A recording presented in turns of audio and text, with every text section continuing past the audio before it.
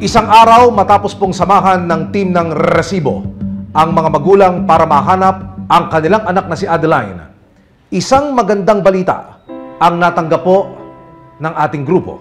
Sir, anak ko po, umuwi po kagabi po sir na hindi namin kalain na dumating kagabi po. Dumating po sa gabi nga siya mag-isa po.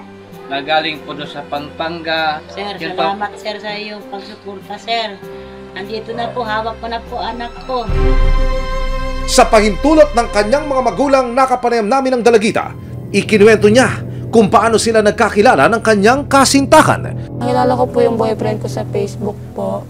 Kasi po nung picture niya po kasi doon na parang rapper po siya. Mahilig din po ako sa singing. Then medyo nag-ano din po sa mata ko na ba't parang nag-spark din po na, ayun nga po na, kaya po agad ko po siyang in-stalk nun. Sa gitna ng panayam, may malagim na ipinagtapat si Adeline. Pagkakaalam ko po talaga nandun pa rin po yung magulang niya. Sabi niya po sa akin, punta ka dito, kikis niya lang daw po ako. Then nung nandun na po ako, nagulat po ako, dalawa na lang po kami.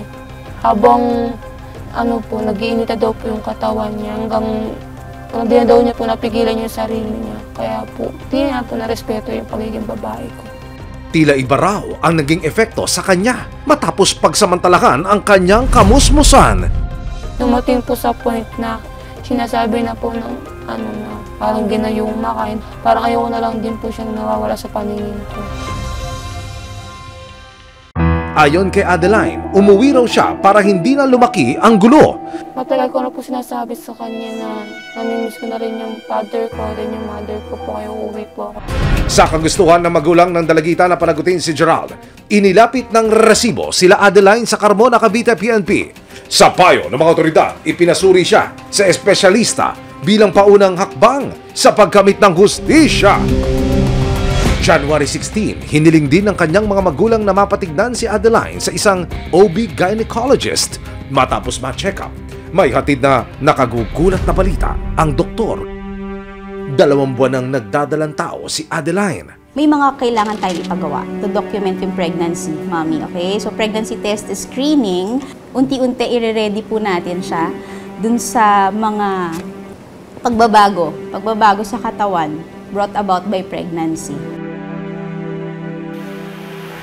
Sinubukan ng resibo na kunin ang panig ni Gerald sa tulong ng kanyang mga magulang pero hindi raw nila ito matunton. Sir, gusto lamang ho naming makuha yung inyong saloobin. Ano ho ang masasabi ninyo bilang magulang ho ng lalaki? Dito ho sa reklamo naman ng magulang na inihain ho ng babae laban ho sa inyong puder.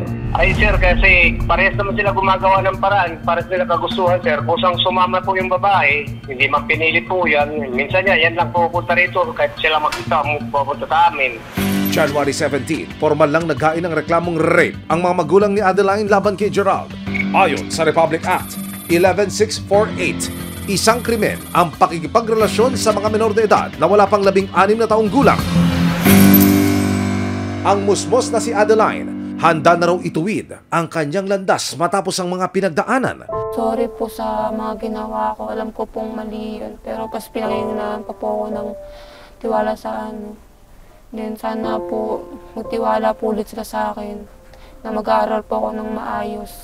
Hinahangad din niyang mapalaki ng maayos ang naging bunga ng kanyang pinasok na relasyon. Sana lumaki siya ng maayos. Sana hindi niya tularan yung papa niya na matigas din ang ulo.